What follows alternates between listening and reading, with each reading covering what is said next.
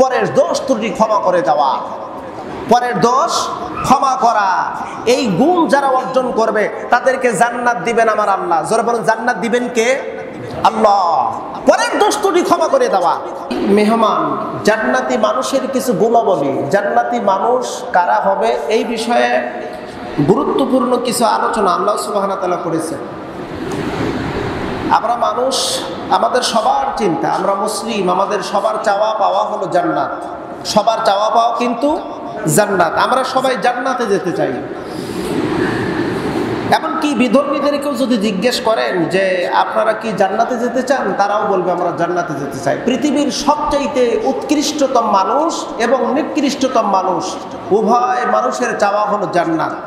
এখন এই জান্নাতি হবে কারা? জান্নাতের মেহমান কারা হবে? জান্নাত চাইলেও পাওয়া যাবে না। কিছু সংখ্যক ব্যক্তিকে আল্লাহ পাক ধোঁকা দিবেন। দুনিয়ায় যেমন আল্লাহকে যারা ধোঁকা দিয়েছে, আল্লাহ এমন ব্যক্তিদেরকেও ধোঁকা দিবেন আর বলবে তুমি জান্নাতি, চলে যাও। জান্নাতের দরজার নিকটে গিয়ে দাঁড়াবে, জাহান্নামের ফেরেশতারা গিয়ে বলবে তুমি এখানে কেন, চলে যাও, তোমার যত জাহান্নাম। এজন্য জান্নাত একটা নেয়ামত। এই নিয়ামত কেবল তারাই পাবে। তারা কারা? আমি এই বিষয় নিয়ে কিছু গুরুত্বপূর্ণ আলোচনা করবো ইনশাআল্লাহ, আমার তৌফিক ইল্লা বিল্লাহ। আল্লাহ সুবহানাহু ওয়া তাআলা বলেন জান্নাতে যাওয়ার অন্যতম একটি আলামত, যার মধ্যে এই গুণটা বিদ্যমান থাকবে। কোন গুণ? আল্লাযীনা ইউনফিকুনা ফিস সাররাই ওয়াদ দাররাই। এক নাম্বার হলো যারা সন্তুষ্ট চিত্তে অথবা অসন্তুষ্ট চিত্তে, এখানে সাররা বলা হয়েছে সম্পদের প্রাচুর্য আছে, বিশাল ধনী, টাকা পয়সার অভাব নাই, এই অবস্থায় দান করে। আর দ্বিতীয় নম্বর হলো তাদের কোনো সম্পদ নাই। এমন কিছু ব্যক্তি আছে যাদের কোনো সম্পদ নাই, তারপরেও তারা আল্লাহর রাস্তায়, আল্লাহর রাস্তা বলতে কোন রাস্তা? আল্লাহর রাস্তা হলো ফকির মিসকিনকে দেওয়া, এটা একটা আল্লাহর রাস্তা, এটা একটা আল্লাহর রাস্তা। ভালো কাজগুলোই হলো আল্লাহর রাস্তা। ভালো কাজে যারা ব্যয় করবে, সম্পদ আছে অথবা নাই, এই অবস্থায় যারা দান সদকা করবে, তারা আল্লাহর জান্নাতের মেহমান হবে। আল্লাহর জান্নাতে যাওয়ার জন্য একটা আলামত, একটা গুণ সে অর্জন করলো। আল্লাযীনা ইউমিনুনা বিল গায়ব ওয়া ইয়াকিমুনাস সালাতা ওয়া মিম্মা রাযাকনাহুম ইউনফিকুন। আল্লাহ পাক বলেন মুত্তাকিন তো তারা, জান্নাতে যাওয়ার যেই গুণবলী, সেই গুণবলীর মধ্যে একটা গুণ হলো তাদেরকে আমি সম্পদ দিয়েছি, ওই সম্পদ থেকে আল্লাহর রাস্তায় তারা ব্যয় করেন। ভালো কাজের প্রতি যারা ব্যয় করে তারা হবে জান্নাতি। কোন পর্যায়ে দান সদকা করতে হবে? আমরা একটা ইতিহাস শুনি। নবী করিম সাল্লাল্লাহু আলাইহি ওয়াসাল্লাম হাবশে বেলাল রাদিয়াল্লাহু তাআলা আনহুকে ডেকে বলেন, বেলাল রে, তোমার সামনে একটা গুরুত্বপূর্ণ নসিহত আছে রে বেলাল, এই গুণটা তুমি যদি অর্জন করতে পারো, এই আমল, এই কাজটা যদি করতে পারো বেলাল, আমি রাসূল ওয়াদা দিলাম রে, যার হাতে আমার জীবন, আমার মরণ। আল্লাহর হাবিব বলেন বেলাল, আমি এমন একটা উপদেশ দেবো, তুমি কি মানতে পারবে নাকি? হযরত বেলাল বললেন, নবী গো, আমার পিতা মাতা আপনার রাহে কোরবানি হয়ে যাক, আমি আপনার সমস্ত নসিহত, সমস্ত উপদেশ আমি গ্রহণ করব, মানব। আপনি বলুন। হুজুর বললেন, বেলাল রে, বেশি বেশি করে দান সাদকা করো, বেশি বেশি করে আল্লাহ রাস্তায় সম্পদ ব্যয় করো। আমি রাসূল বললাম, কিয়ামতের ময়দানে আল্লাহ সুবহানাহু ওয়া তাআলা তোমাকে সম্মানের সহিত জান্নাত দান করবে। সুবহানাল্লাহ। হযরত বেলাল বললেন, ইয়া রাসূলুল্লাহ, আমার কোনো সম্পদ নাই, বাড়ি নাই, গাড়ি নাই, আমার টাকা পয়সা নাই, আমি মসজিদুল নববীর বারান্দায় শুয়ে থাকি। কেউ যদি কোনো হাদিয়া দেয়, সেই হাদিয়ার খাবার খাই। কেউ যদি কোনো কিছু না দেয়, না খেয়ে ওই রাত, ওই দিন আমাকে থাকতে হয়। আল্লাহর নবী, আমি সম্পদ পাবো কোথায়?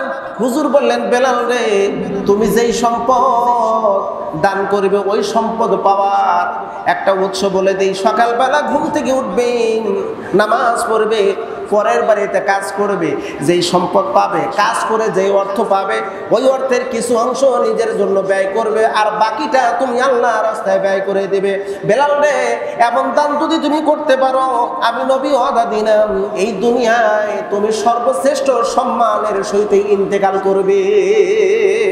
সুবহানাল্লাহ বিহামদিহি। হযরত বেলাল বললেন, আল্লাহর নবী আপনি যা বললেন, আমার যতদিন হায়াত আছে, আল্লাহ আমাকে যতদিন হায়াত দিবে, আমি ততদিন পর্যন্ত এই আমল আমি করব। কোন আমল?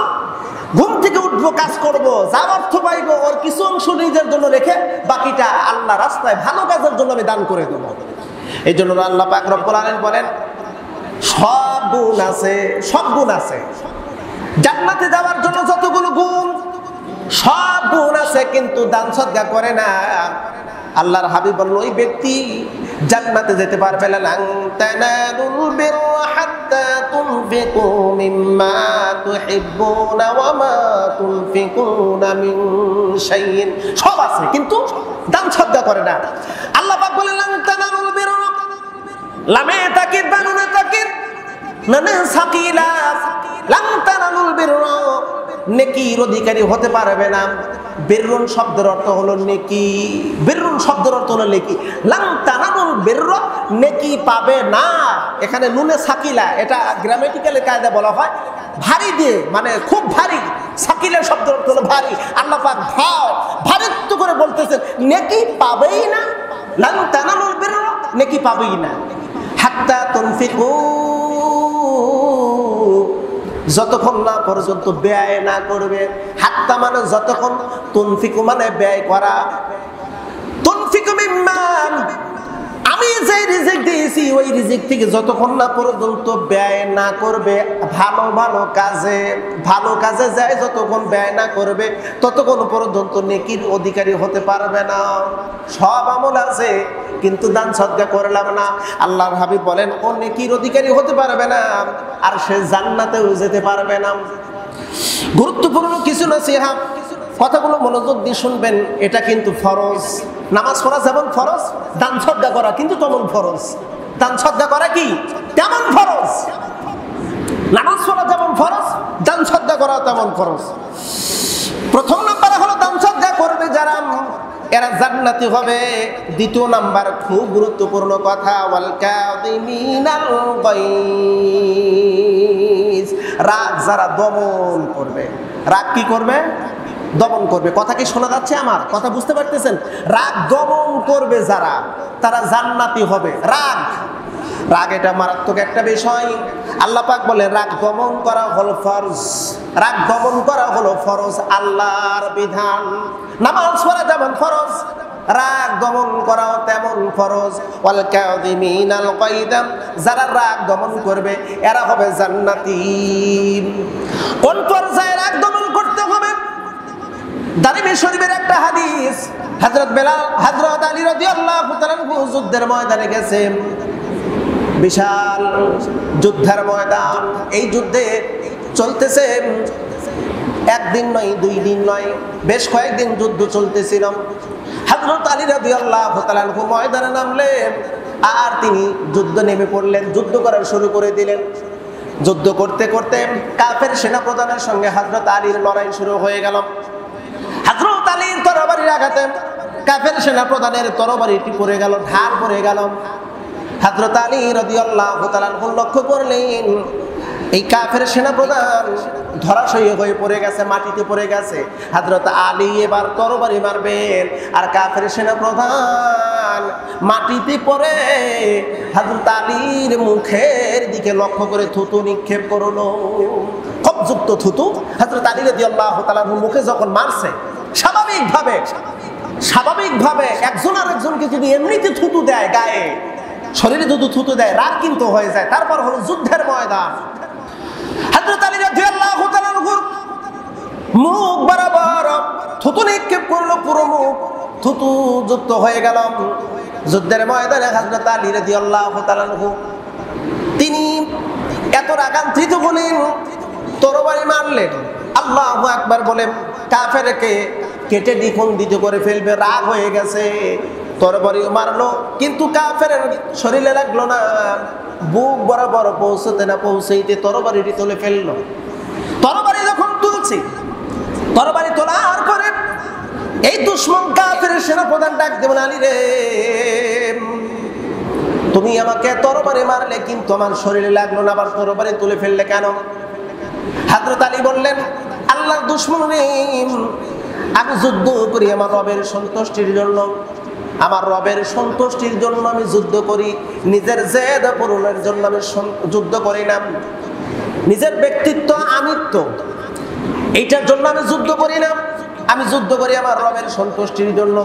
আমি তোমাকে হত্যা করব, আমি আমার রবের সন্তুষ্টির জন্য। তো কেন মারো না? বলে মারলাম না এই জন্য, যুদ্ধ করতেছিলাম, ঢাল তরবারি পড়ে গেল তোমার হাত থেকে, তুমি মাটিতে পড়ে গেলে আমি তরবারি মারবো।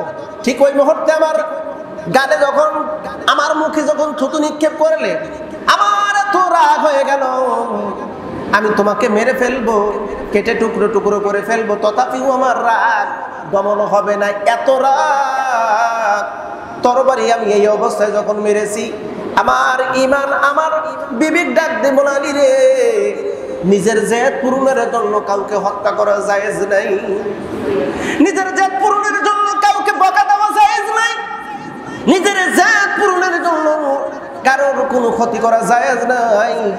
আলী রে, নিজের জেদ বশিত তুমি যদি কাফের সেনাপ্রধানকে হত্যা করো, কিয়ামতের ময়দানে তুমি খুনি হিসেবে আল্লাহর আসামির দপ্তরে তোমাকে দাঁড় করানো হবে। কত বড় মারাত্মক কথা, কত বড় মারাত্মক! একটাবার চিন্তা ভাবনা করেছেন? আলী তরবারি তুললেন আর বললেন, আমি আমার রাগ দমন করে ফেলেছি। জোর বলবেন একটু সুবহানাল্লাহ। আমি রাগ দমন করেছি, কেন রাগ দমন করেছি? এই জন্য আমি যেন কিয়ামতের ময়দানে আসামি না হই। আপনি কি জানেন একটা কথার জন্য আল্লাহর কাছে আসামি হতে হবে? কোন কথা? যেই কথাটি দ্বারা অন্য কোনো মানুষ আঘাতপ্রাপ্ত হয়েছেন। মা ইয়ালফিযু মিন কাওলিন ইল্লা লাদাইহি রাকীবুন আতীদ। প্রত্যেকটার হিসাব আমার আল্লাহ পাক নেবেন, সবকিছুরই হিসাব নেবেন। মা ইয়ালফিযু মিন কাওলিন ইল্লা লাদাইহি রাকীবুন আতীদ। মানুষের মুখ থেকে কথা বের হয়, আর ওই কথাগুলো আল্লাহ রেকর্ড করে নেন, রেকর্ড করে নেন, রেকর্ড করা হচ্ছে। প্রত্যেকটা কথা, সব কথা রেকর্ড করা হয়। আমি কি বলি, আপনি কি বলেন, প্রকাশ্যে অথবা প্রকাশ্যে সব কথা রেকর্ড করা হচ্ছে। ফামাইয়া আমাল মিসকালা যাররাতিন খায়রান ইয়ারা ওয়া মাইয়া আমাল মিসকালা যাররাতিন শাররান ইয়ারা। আল্লাহ পাক বলেন, বান্দা তোমাকে এগুলো দেওয়া হবে। ফামাইয়া আমাল মিসকালা যাররাতিন খায়রান ইয়ারা। যাররা বলা হয়, এই কথা আমি অনেকবার বলেছি। একটা বালুকণার ৭০,০০০ ভাগের এক ভাগকে বলা হয় এক জাররা। এক জাররা পরিমাণ যদি তোমার শাররুন বলা হয়েছে, এখানে শাররুন এবং বিররুন, বিররুন অর্থ হলে নেকি, শাররুন অর্থ হলো গুনাহ। এক বিন্দু যদি তুমি গুনাহ করো অথবা নেকি করো, তোমাকে দেওয়া হবে কিয়ামতের ময়দানে। জোরে বলুন, দিবেন কে? আল্লাহ পাক দিয়ে দিবেন। কথাগুলো আল্লাহ পাক আমাকে আপনাকে শোনাবেন। শুধু কি তাই, সব রেকর্ড করা হচ্ছে। আল্লাহ পাক রব্বুল আলামিন বলেন, সব রেকর্ড করা হয়, রেকর্ড করা হচ্ছে সব কথাগুলো। আল্লাহ সুবহানাহু ওয়া তাআলা বলেন, বান্দা এই জন্য খবরদার, যা কিছু করবা সাবধান, আখিরাতকে সামনে রেখে চলবা। আখিরাতকে সামনে রেখে চললে আল্লাহ সুবহানাহু ওয়া তাআলা আমার আপনার দুনিয়ার জীবন জিন্দেগি সহজ করে দেবে। এবার তৃতীয় নাম্বার হলো জান্নাতি হবে কারা? প্রথম নাম্বার যারা দান সদকা করেছে, দ্বিতীয় নাম্বার যারা রাগ দমন করেছে, তিন নাম্বার হলো ওয়াল আফিনা আনিন নাস, পরের দোষ ত্রুটি ক্ষমা করে দেওয়া, পরের দোষ ক্ষমা করা। এই গুণ যারা অর্জন করবে তাদেরকে জান্নাত দিবেন আমার আল্লাহ। জোরে বলুন, জান্নাত দিবেন কে? আল্লাহ। পরের দোষ ত্রুটি ক্ষমা করে দেওয়া। হযরত আলী রাদিয়াল্লাহু তাআলা আনহু বর্ণনা করেন, মান আফানা আনিন নাস, যে ব্যক্তি মানুষের ভুলগুলো ক্ষমা করে দিবে, আফাল্লাহু ইয়াউমাল কিয়ামাহ, আল্লাহ পাক কিয়ামতের ময়দানে বান্দাকে ক্ষমা করে দিবে। দুনিয়ায় যদি কেউ কাউকে ক্ষমা করে দেয়, এটা আল্লাহ তো দেখেন, ইন্নাল্লাহা লাতীফুল খবীর, কেউ যেটা দেখে না সেইটা দেখার শক্তি আছে একজন, তিনি কে? ইন্নাল্লাহা লাতীফুন খবীর। বান্দা, যেখানে পৃথিবীর কারোর দৃষ্টি যায় না, অনুবীক্ষণ বলেন আর দুর্বীক্ষণ বলেন আর যেই যন্ত্রই বলেন না কেন, যেখানে কারোর দৃষ্টি যাবে না, নজরে পড়বে না, আল্লাহ পাক বলেন আমি সূক্ষ্ম দৃষ্টি কারণেওয়ালা। লতিফুন শব্দের অর্থ হলো এত সূক্ষ্ম, এত সূক্ষ্ম, পৃথিবীর আজ পর্যন্ত কোনো যন্ত্র তৈরি হয়নি যেইটা দেখার সেইটা আমার রব দেখেন। আল্লাহ পাক বলেন বান্দা খবরদার, তুমি যখন কারুকে ক্ষমা করে দিবে, তোমার রব তোমাকে ক্ষমা করে দিবে কিয়ামতের ময়দানে। এই আয়াতের তাফসীরে রুহুল মানির মধ্যে আছে আল্লাহ রাব্বুল আলামিন ওই শ্রেণীর মানুষদেরকে ওই কিয়ামতের ময়দানে আল্লাহ ডাক দিবেন। কোন শ্রেণীর মানুষ? যারা দুনিয়ায় মানুষের ভুল ত্রুটিগুলো ক্ষমা করে দিয়েছেন। আল্লাহর একটা নাম হলো সাত্তার। সাত্তার শব্দের অর্থ হলো সতর্কনেওয়ালা। আল্লাহ কিয়ামতের ময়দানে নিজেকে সাত্তার রূপ ধারণ করবে, মানে বান্দাকে একটা বিশেষ পর্দার মধ্যে ডেকে আনবে। জোরে বলবেন না একটু সুবহানাল্লাহ। আল্লাহ তাকে বেশি ভালোবাসবেন ওই বান্দাটা কি, যেই বান্দা দুনিয়ায় মানুষের দোষ ত্রুটি ক্ষমা করে দিয়েছেন, ওই বান্দাকে পর্দার মধ্যে ডেকে আল্লাহ রাব্বুল আলামিন বলবে বান্দারে দেখো, তা একটু লক্ষ্য করে দেখো, চোখের সামনে দুনিয়ায় কি কর্ম করেছে সবগুলো তার চোখের সামনে পরিষ্কার। কোন জায়গায় কি করেছে, রাতের গভীরে দিনের প্রকাশে, একা একই নাকি কোন জায়গায় কি, সবগুলো বান্দা যখন দেখবে কান্না করবে আর বলবে আল্লাহ আমার কোনো উপায় নাই, আমি তো জাহান্নামী হয়ে যাব, আমি তো জাহান্নাম লিরগার জাহান্নাম। আল্লাহ রাখল বান্দা তুই দুনিয়ায় দেখ বান্দা, দুনিয়ায় তুই কোন মানুষের অপরাধ ক্ষমা করে দিয়েছু, দেখবে আল্লাহ বলবে বান্দারে আমি ওই গুণটা পছন্দ করেছি, যা যা তোর সব অপরাধ আমি মাফ করে দিলাম, যেহেতু তুই মানুষকে মাফ করে দিয়েছি আমিও মাফ করে দিলাম, তুই জান্নাতি। জোরে বলা যাবে না একটু সুবহানাল্লাহ? তুই জান্নাতি। পরের দোষ ত্রুটি ক্ষমা করে দেওয়া এটা মহৎ গুণ। যে ব্যক্তি এই দুনিয়ায় মানুষের দোষ ত্রুটি ক্ষমা করবে, কিয়ামতের ময়দানে তাকে ক্ষমা করে দিবেন আমার আল্লাহ। আল্লাহ ক্ষমা করে দিবেন।